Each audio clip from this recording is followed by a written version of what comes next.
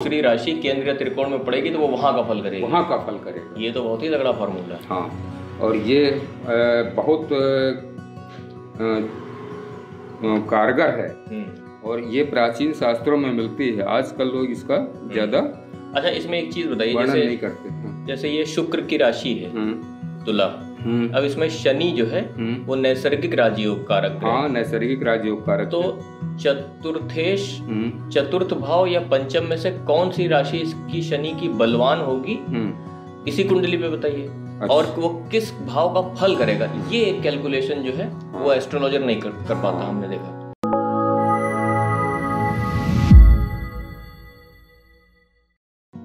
ये कुंडली ये है सोनू निगम की। अच्छा। ये कुंडली देखिए, हमारे पास बहुत सारे मैसेज बहुत कई महीनों से आ रहे थे कि बॉलीवुड के गायक हैं, सिंगर हैं और उस समय तो इंडिया के सबसे बड़े सिंगर हैं। सोनू निगम। सोनू निगम की कुंडली तुला लग्न की और है, कर्क राशि है। तो पहले आयु की गणना कर लेते हैं। तो लग्नेश शुक्र स्थिर में है, अष्टमेश का शुक्र स्थिर में है, ये अल्पायु हो गई। लग्न चर में है, चंद्रमा चर में है, ये दीर्घायु हो गई। शनि द्विस्वभाव में है, चंद्रमा चर में है, ये अल्पायु हो गई। तो दो तरह से ये अल्पायु हो गई। आगे देखो, लग्नेश शुक्र इनका सिंह राशि में बैठा है और ये अपनी लग्न से 2 राशि पीछे बैठा है। तो ये नीचा राशि, शुक्र की कन्या नीच राशि होती है, लेकिन ये लाभ भाव में बैठा है। तो लग्न का मालिक लाभ भाव में बैठा है सूर्य के घर में, और सूर्य दशम घर में आ गया। तो इसलिए ये सोनू निगम की जन्म कुंडली मध्यायु के कालखंड में है। ठीक है। अब इसमें राजयोग देखो, तो लग्नेश शुक्र गया 11वें घर में, लाभ भाव में, सिंह राशि में, ये कोई राजयोग नहीं देगा। पंचमेश का शनि आया भाग्य भाव में, त्रिकोण का मालिक त्रिकोण में आ गया, ये भी कोई राजयोग नहीं देगा। भाग्येश बुध भाग्य भाव में बैठा है ना, और ये चतुर्थेश शनि के साथ बैठा है ना। तो चतुर्थेश और नवमेश का बुध और शनि का एक राजयोग यहाँ पर ये मिलेगा इनको भाग्य भाव में, है ना। और अगर दूसरा एक राजयोग देखो तो चतुर्थेश शनि भाग्य भाव में बैठा है, एक ये राजयोग बन जाएगा, है ना। केंद्रीय त्रिकोण में आया है। केंद्र का मालिक शनि त्रिकोण में बैठा। तो एक 2 हो गए, चतुर्थेश नवमेश, है ना, शनि और बुध भाग्य भाव में, एक राजयोग ये हो गया। और दूसरा चतुर्थेश शनि भाग्य भाव में आया, तो ये दूसरा राजयोग हो गया। तो 2 राजयोग इसमें हो गए। और दशम घर में चंद्रमा स्वग्रही बैठा है ना।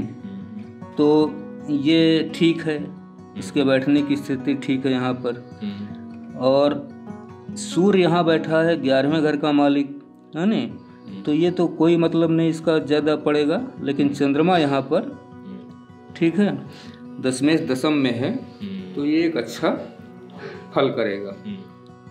तो इस तरह से। और ग्रह देखिए क्या क्या है। हाँ, और देखो तीसरे घर में राहु बैठा, तीसरे घर का राहु ठीक माना जाता है। 7वें घर में मंगल बैठा स्वग्रही, और इस मंगल की देखो तो 1 2 3 4 चौथी दृष्टि दशम भाव पे कर्क राशि पे आ रही, नीच की दृष्टि, है ना। तो वहाँ चंद्रमा सूर्य ऑलरेडी बैठा है। 7वीं दृष्टि लग्न पे जा रही मंगल की, है ना। और 8वीं दृष्टि धन भाव पे आ रही है अपने घर पे। ये ठीक है स्थिति यहाँ पर।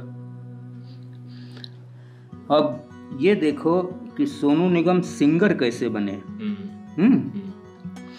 सिंगर गायक देखा जाता है दूसरे घर से, सेकंड हाउस से, वाणी का कारक है ना। तो अब इस वाणी का कारक मंगल 7वें घर में बैठा है और इसकी चौथी दृष्टि दशम घर पे नीच की कर्क राशि पे, 7वीं दृष्टि लग्न पे, 8वीं दृष्टि इसकी वाणी के घर पे, सेकंड हाउस पे आ रही है, अपने घर पे वृश्चिक राशि में, है ना। और हमने पहले भी बताया है कि वाणी के भाव पर या वाणी के मालिक के साथ, है ना,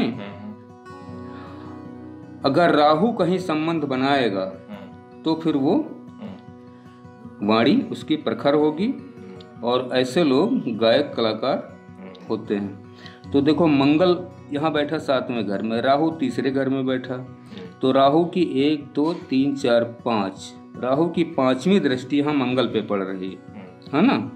और राहु की 7वीं दृष्टि यहाँ भाग्य भाव पे पड़ रही है, यहाँ बुध बैठा है शनि के साथ, केतु के साथ, और 9वीं दृष्टि यहाँ शुक्र पे आ रही है ना।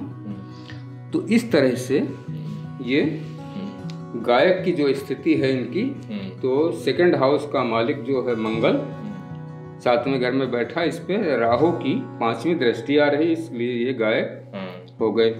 दूसरे बुध वाणी का कारक होता है ना, और उस पे भी राहु की दृष्टि आ रही 7वीं, इससे भी पता चलता है कि ये गायक कलाकार हैं, है ना। और 9वीं दृष्टि शुक्र पे जा रही है, तो उसका तो कोई बहुत विशेष अर्थ नहीं है। तो इस तरह से ये गायक कलाकार हैं। अच्छा, अब तुला लग्न है, तुला लग्न में गुरु को देखो तो तृतीयेश और खष्ठेश है, तो तुला लग्न में गुरु अकारक ग्रह माना जाता है ना। लेकिन राशि इनकी कर्क बन गई, तो एक तरह से गुरु कारक है लेकिन लग्न पर अकारक है। गुरु चौथे घर में नीच का बैठा है और दशम घर पे कर्क राशि पे उच्च दृष्टि डाल रहा है ना। तो लग्न से 7वें चंद्रमा, है ना, यहाँ गुरु से 7वें चंद्रमा बैठा है ना, यहाँ सूर्य भी बैठा है। तो अब ये एक तरह से गजकेसरी का योग तो बनाएगा, लेकिन यहाँ गुरु नीच का बैठा है ना। और शनि इसका जो है वो भाग्य भाव में बैठा है, और शनि भी नीचा अभिलाषी है, मेष इसकी नीच राशि है और मिथुन में बैठा है ना। शनि है तो उच्चाभिलाषी, है ना, नीचाभिलाषी नहीं, उच्चाभिलाषी है। मेष इसकी नीच राशि है, उससे 2 राशि आगे बैठा है। तो शनि भी कोई बहुत बलवान नहीं है ना। और गुरु की 1 2 3 4 5, गुरु की 5वीं दृष्टि 8वें घर पे आई, 7वीं दृष्टि आई दशम घर पे उच्च की, और 9वीं दृष्टि 12वें घर पे चली गई। तो एक तरह से गजकेसरी का योग तो बन रहा है। अच्छा। और ये थोड़ा बहुत अपना फल भी करेगा, लेकिन जैसा कि बहुत अच्छा फल होना चाहिए उस तरह का फल। तो वो थोड़ा बहुत फल इस चंद्रमा की वजह से करेगा कि गुरु की वजह से? गुरु की उच्च दृष्टि जा रही है, इस वजह से हाँ, कर्क राशि पे, और चंद्रमा स्वग्रही बैठा है, तो इसलिए ये गजकेसरी का योग है ना। तो मतलब ये है कि गजकेसरी का जो योग है वो गुरु या चंद्रमा में से कोई एक ग्रह और उसकी राशि केंद्र या त्रिकोण में पड़े, है ना। हाँ, तभी वो बनेगा। तो इस तरह से। अच्छा, एक चीज बताइए, इसमें बहुत सारी कुंडलियों में एक बात कही जाती है कि ये ग्रह अकारक है, ये कारक है। तो जैसे तुला लग्न की कुंडली है, इसमें गुरु अकारक अभी आप बोले, तो अकारक का क्या मतलब होता है? ये अकारक का मतलब ये होता है कि तुला लग्न है शुक्र की, है ना, और शुक्र के बुध, है ना, शनि और राहु, ये 3 मित्र ग्रह हैं। अच्छा, ठीक है। गुरु का जो मित्र है वो है सूर्य, मंगल, चंद्रमा, है ना, और बस सूर्य, चंद्र, मंगल। तो ये 2 कैटेगरी होती है। अच्छा, हाँ, ग्रहों की। तो इसलिए तुला लग्न में चूंकि तृतीय से और खष्ठेश है, तीसरा और छठा घर, है ना, दोनों अशुभ भाव माने जाते हैं। अच्छा, हैं? और इनमें अगर कहीं कोई शुभ ग्रह की राशि पड़ जाती है ना, तो वो अकारक हो जाती है। तो इसलिए इसमें गुरु अकारक माना जाता है। अब इसमें तुला लग्न में कौन कौन योग कारक बनेंगे? शुक्र योग कारक है लग्नेश होने के कारण, शनि बनेगा चतुर्थेश पंचमेश होने के कारण, बुध बनेगा भाग्येश और द्वादशेश है, तो द्वादश का फल ये नवम का करेगा बुध, तो इसलिए बुध योग कारक माना जाता है। राहु तीसरे घर में बैठा है, राहु तीसरे घर का शुभ माना जाता है, तो इसलिए।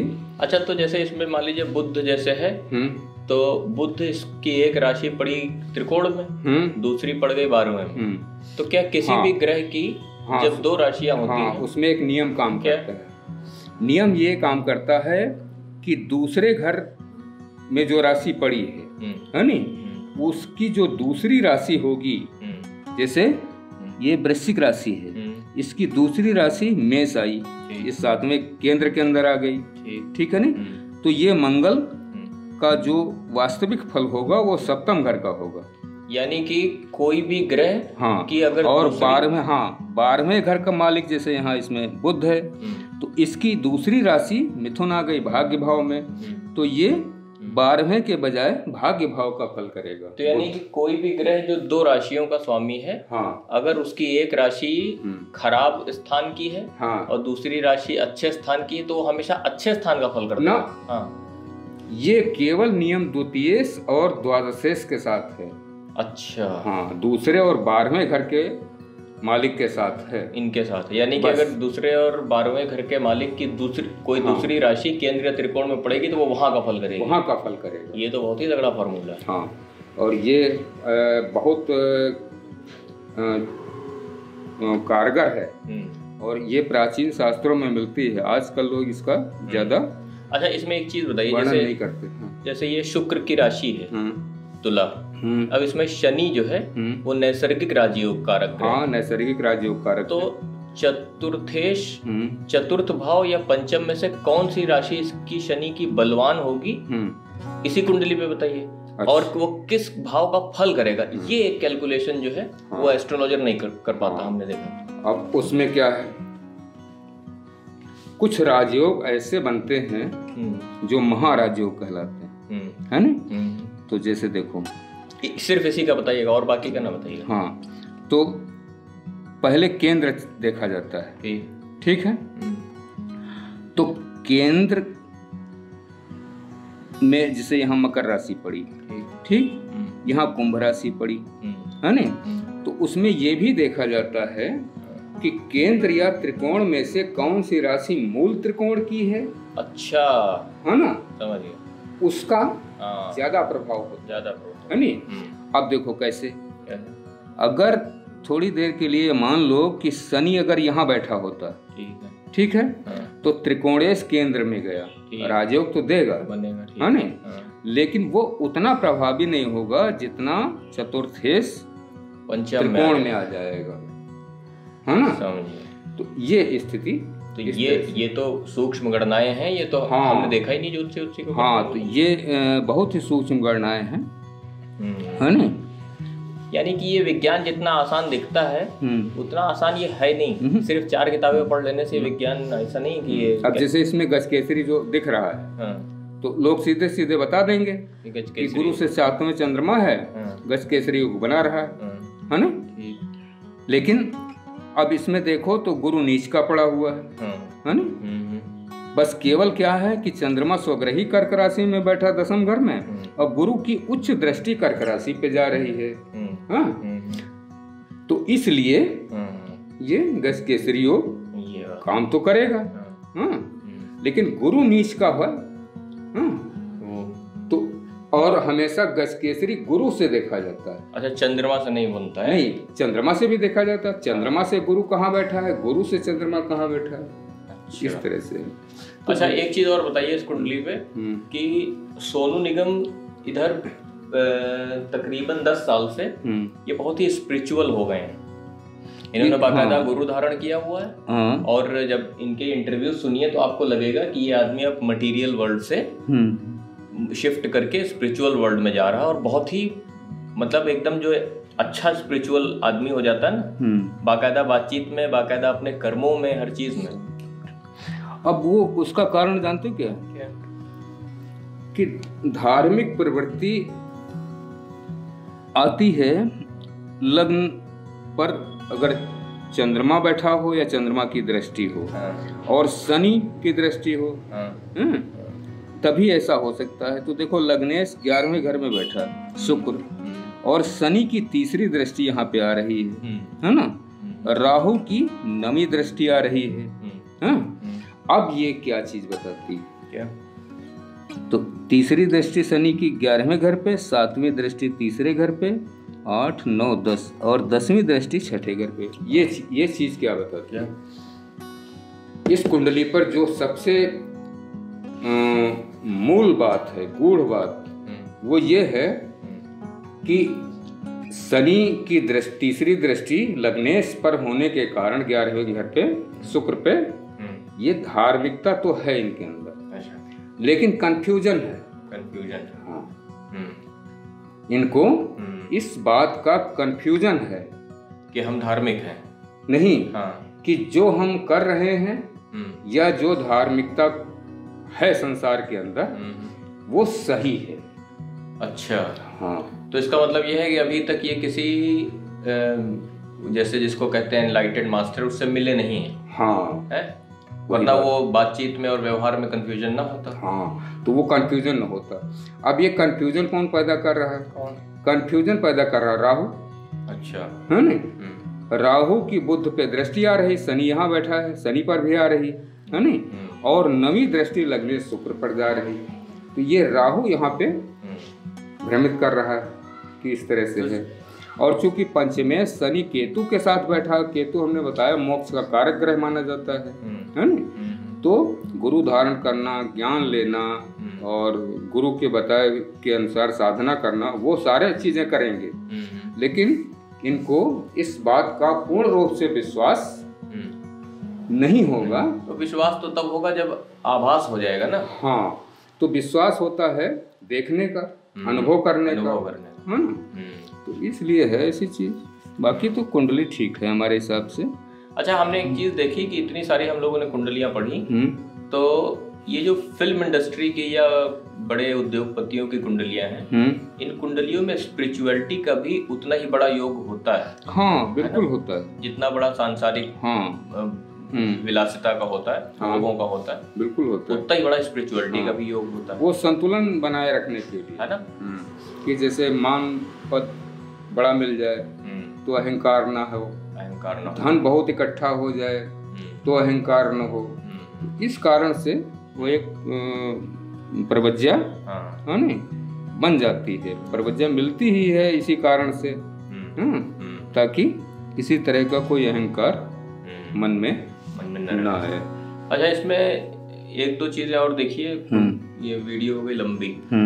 इसमें ये देखिए कि इनके पिताजी, ये सोनू निगम दरअसल अपने पिताजी का सपना पूरा कर रहे हैं गायक बनकर। इनके पिताजी सिंगर बनना चाहते थे बॉलीवुड में, और वो इनके इंटरव्यूज में हमने काफी सुना उसके बारे में। वो तो देखो स्पष्ट है कि पिता दसम घर से देखा जाएगा। दसम घर में कर्क राशि है, ठीक। इसका दूसरा घर देखो, वहाँ शुक्र बैठा हुआ है और शुक्र पर राहु की 9वीं दृष्टि जा रही, ठीक है। तो अब जब द्वितीय घर में लग्नेश, अरे वो शुक्र बैठा हुआ है ना, और सूर्य यहाँ चंद्रमा के साथ बैठा हुआ लग्न में ही,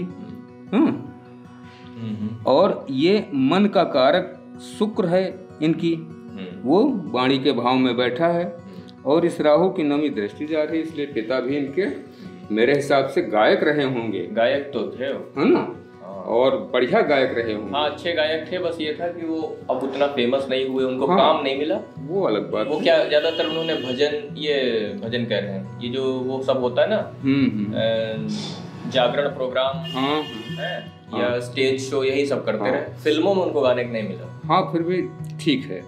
तो इनके पिताजी अच्छे खासे गायक रहे होंगे। हाँ, ये जन्म कुंडली बताती है। तो बाकी हमारे हिसाब से तो सोनू निगम की ये जन्म कुंडली ठीक ठाक है ना, अच्छी। ज्यादा हाँ, इनके लाइफ में बहुत ज्यादा कोई उतार चढ़ाव भी ऐसा नहीं है, और करियर चलता रहेगा, क्योंकि दसम घर में चंद्रमा स्वग्रही बैठा है और एक चंद्रमा के साथ गुरु गजकेसरी योग बना रहा है ना, तो ये एक तरह से करियर लंबा है, करियर लंबा है, करियर चलता रहेगा।